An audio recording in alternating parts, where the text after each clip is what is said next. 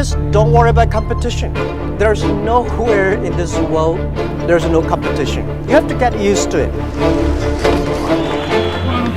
You cannot stop globalization. The world is getting so small. If you cannot stop it, improve it. Forget about the competition today.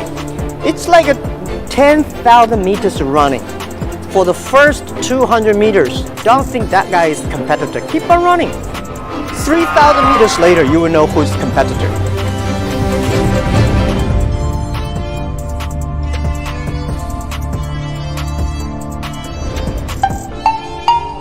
He's got that quality that I think unites so many people who are ultimately successful. He's relentless. Think about internet is the opportunity for small business. He's sort of like a Pied Piper of the internet in China. Don't miss this chance. First he attracted employees. How you doing? Nice to meet you. And then he attracted millions of businesses to build their business on his platforms. 40 countries this year, 870 hours. 46. 46 countries. We know that we have to be humble. We have to serve our customers. Jack Ma has done a phenomenal job to create a business that is second to none in the world. He is the largest retailer. The investors may not like us. If the customers like us, we have the futures.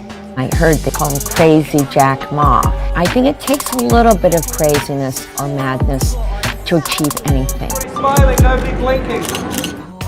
I was born in a very normal family and poor family. 6 people share $7 a month. We can only eat 1 chicken a year. It was terrible. Nixon visited my city, 1972. China, USA signed, Mao Zedong, Nixon signed the agreement. So China became open door. My city, Hangzhou, was one of the first cities that opened to the West. We got a lot of American tourists to visit my city.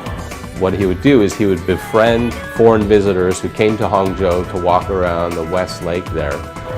And I learned English by being the free guide for tour guide. You know, more than the language, Jack was learning about the culture. The things I learned from books from China are so different from the things I learned from the American visitors. So I started to think differently. You know, in China for so many decades, the kind of personal ambition that he exemplifies was suppressed. That when Deng Xiaoping came along and sort of took the top off of things and said, it's okay to have your private ambition to make something of yourself. It won't get you in political trouble. This was a kind of an invitation for people like Jack Ma. His goal was always to create something that would change China. When I tried to be a policeman, rejected. I tried to be a KFC person, rejected. I want to be a hotel waiter, rejected. So I get used to it. As an entrepreneur, one of the quality I have is that when I'm rejected by people, I get used to that. The road to wherever we all end up is not always perfect. It's paved with lots of difficulty and challenge and failure, and you have to summon up some sort of strength within you to believe in yourself. Jack Ma grew up in relatively modest means, and then he became a teacher. By all accounts, that's sort of where he expected to be for quite some time. Then I came to America in 1995. First trip to the States, and first time in my life I touched the keyboard of computers. And he started searching things on the internet. When he searched China, nothing came up in the search results. So he said to himself, if I can put Chinese companies on the internet and allow them to connect with business people in the US and other countries, I could create possibly a really powerful business. I call myself at that time called like a blind man riding on the back of blind tigers. Without knowing anything about technology, computer, we started the first company. He's gone against all convention. He says that he doesn't know anything about technology. It's hard to believe. When he started his first company called China Pages, he would go knocking on the doors of government officials. They would really just turn him away, saying that what he was doing wasn't appropriate. He should just go back to maybe teaching English. This was opening day for something called Windows 95. It has something to do with computers. With Deng now gone, China's future will be shaped by a great power struggle. Well, 1997 proved to be a watershed year for Asia, the year when the Asian economic miracle became a thing of the past. There seems to be no stopping the speeding tech train. Technology stocks keep climbing into record territory. 2000, when the internet was starting to boom in China, a friend told me that there's a company trying to go global from an apartment in Hangzhou.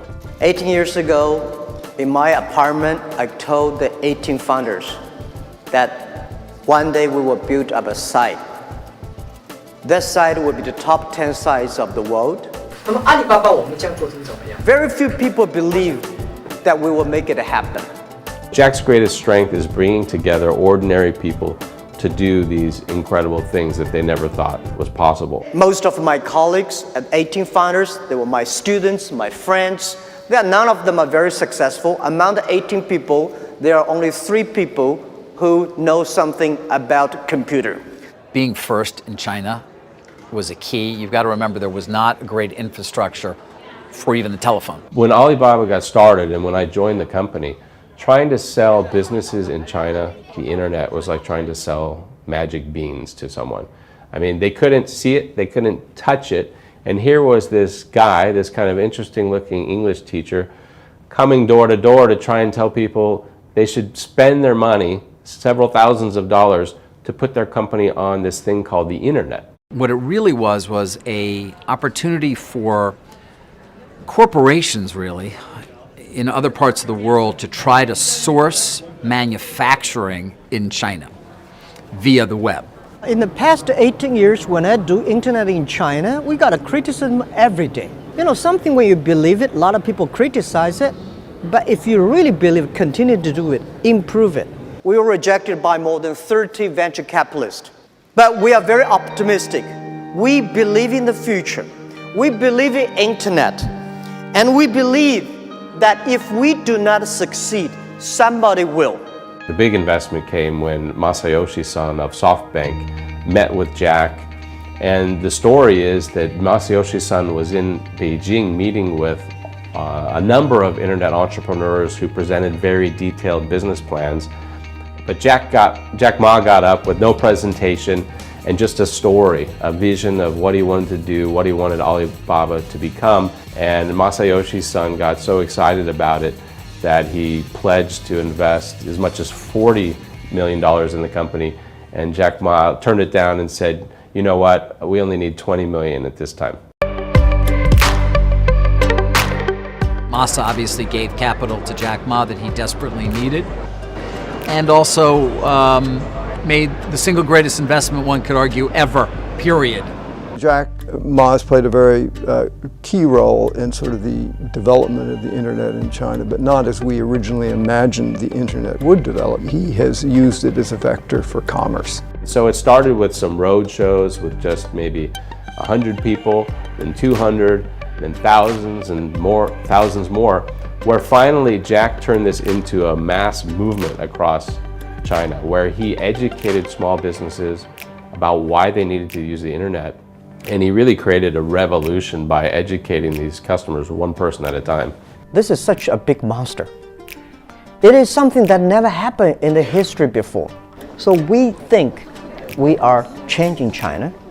We are helping China to the second level. He understood what technology could do for the Chinese people in terms of affording them access to the worlds of product, and he's done it. Alibaba went from this sort of optimistic expansion phase to this somewhat depressing phase of cutting back. And I think for just a moment in time, he even wondered if the company would survive.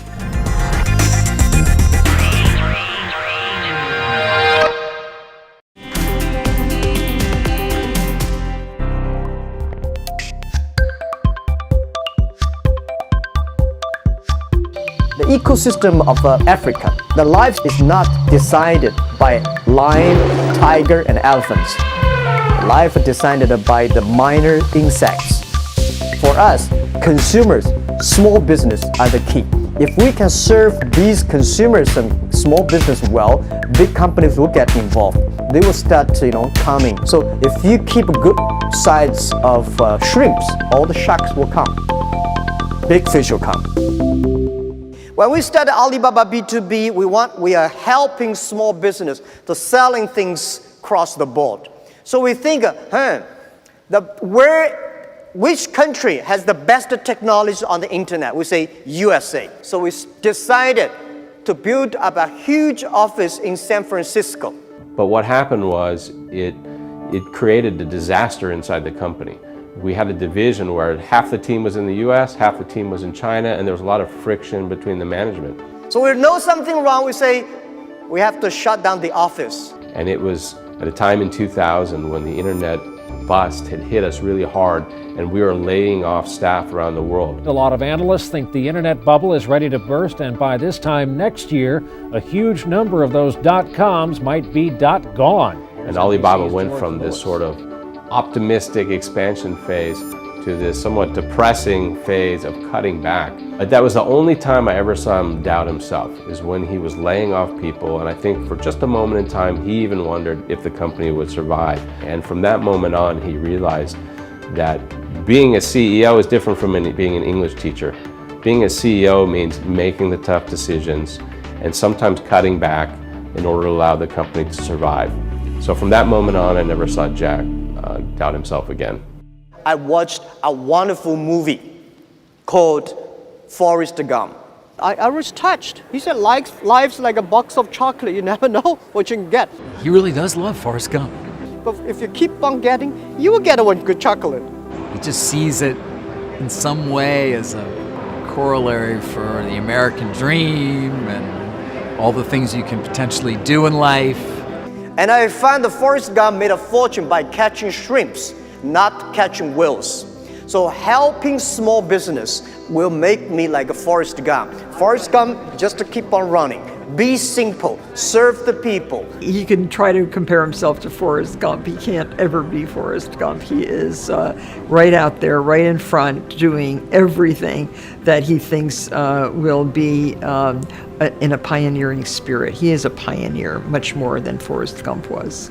He has always had the courage to live with his decisions and to move on and to reinvent. And I think that is the very definition today of bravery. In the early days, a lot of people were trying to tell him to change the way he talked, to change the way he acted. It wasn't CEO-like enough. We should not, throw out the baby because the baby is crying too much. And I watched him that just by being himself and being authentic and speaking with his own voice was something people found refreshing, and it was something that was easy for us to get behind. President Bush is continuing his Asian tour. The death toll has risen in the mystery pneumonia-like illness gripping much of Asia. Officials say China made history this morning, launching its first astronaut into orbit. I first learned about Taobao when it was still just a secret project. The Alibaba that we all know today began as Taobao, which is the marketplace by which people in China could sell things to other people. Jack Ma, he pulled some of the key employees from Alibaba into his office and he said, listen, you're going to have to go back to the original Alibaba apartment.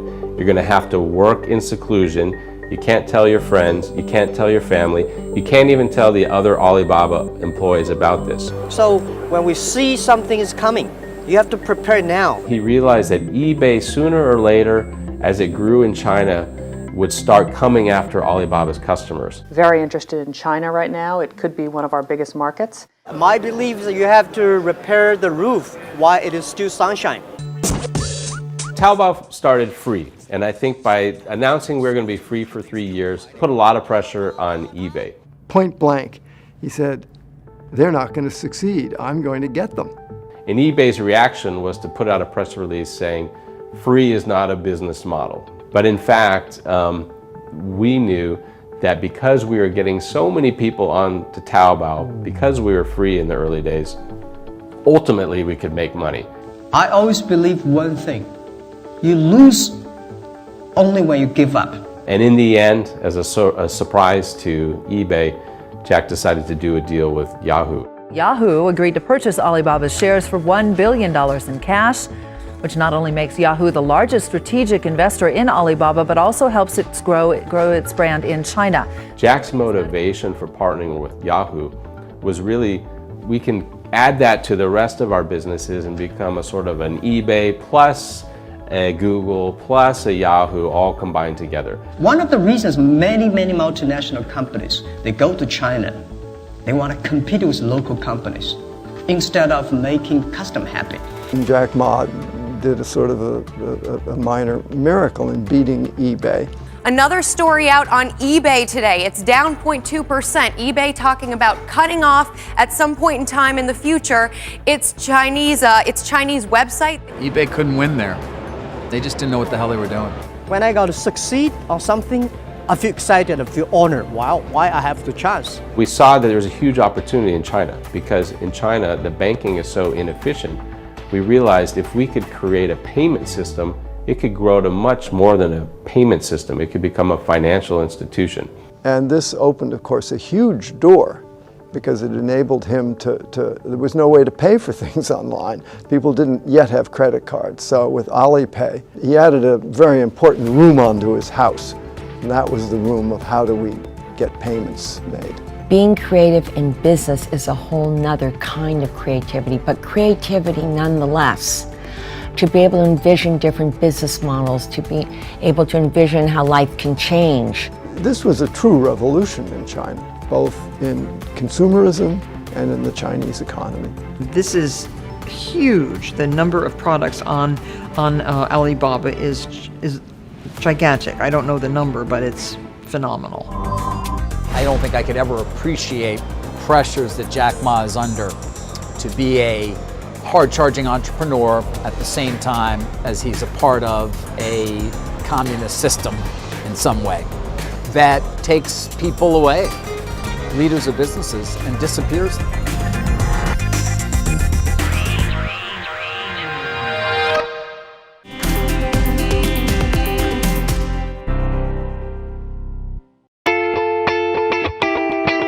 I believe the three things you should not touch: power, money, the glory.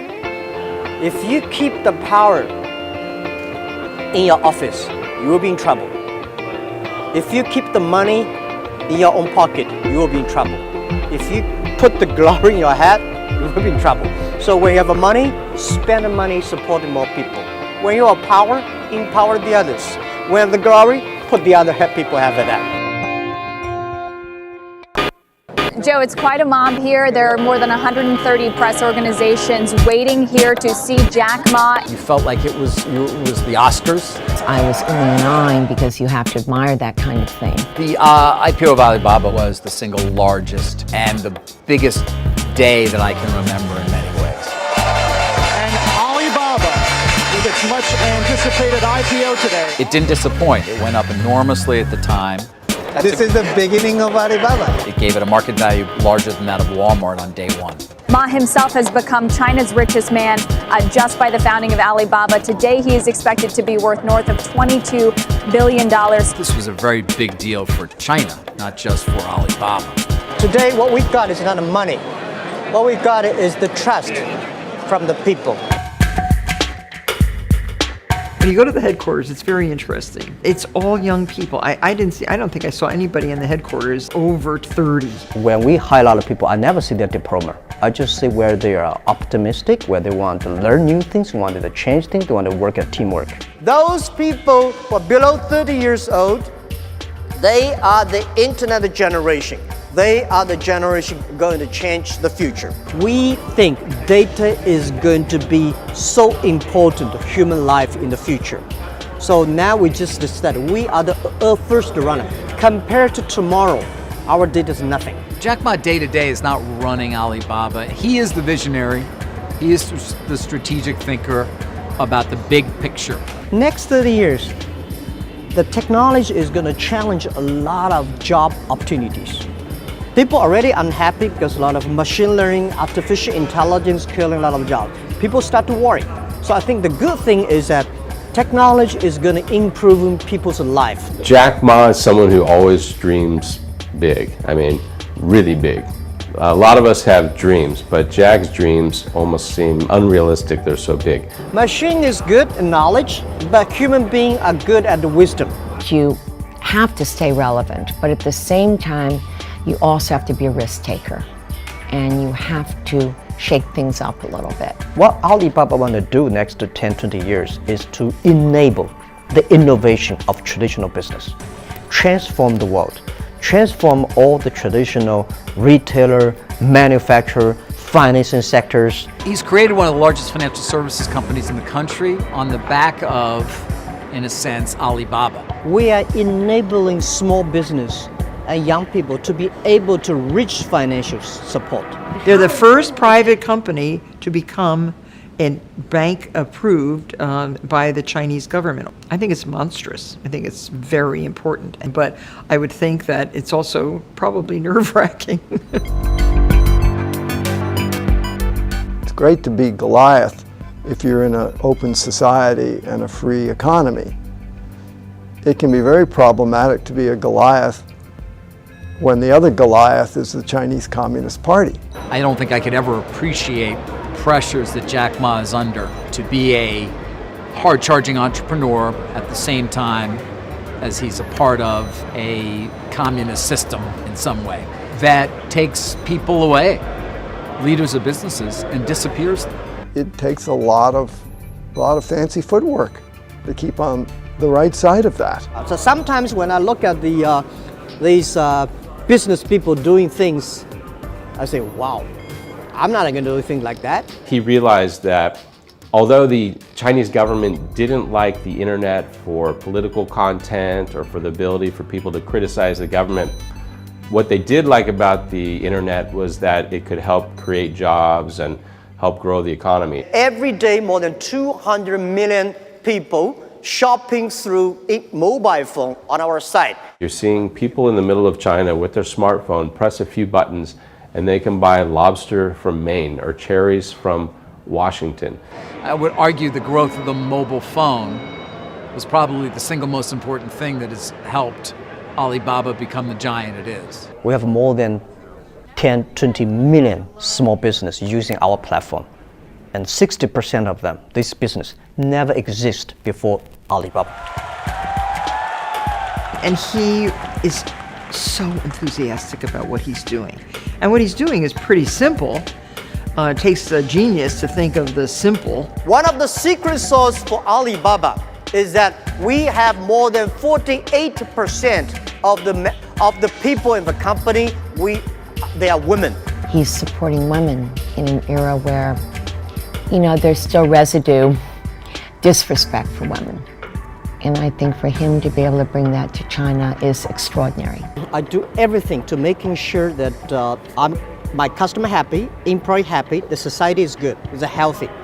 Social responsibility is the key. For somebody who is sort of preposterously unlikely to have become what he's become, he's more or less stayed who he is. He is someone who wants to do good, not only in business, but in the world. He has the power to inspire other people. He has the ability to understand what he doesn't understand, but knows that he can find people who can and will for him. I think he saw the possibilities of a new way of not only doing business, but of life. He's focused on these bigger issues and where the company is going in the broad sort of arc of history. If you were to ask Jack Ma, what's his greatest accomplishment? It would not be, becoming the richest man in China or building a company worth hundreds of billions of dollars. I think he might measure his own success by the impact that he's created on China rather than the impact he's created on just himself and his own team. It's always scared, looking far away. Oh my God, that's a difficult place. Go there, test. Jump into it. You never learn to swim until you're in the water.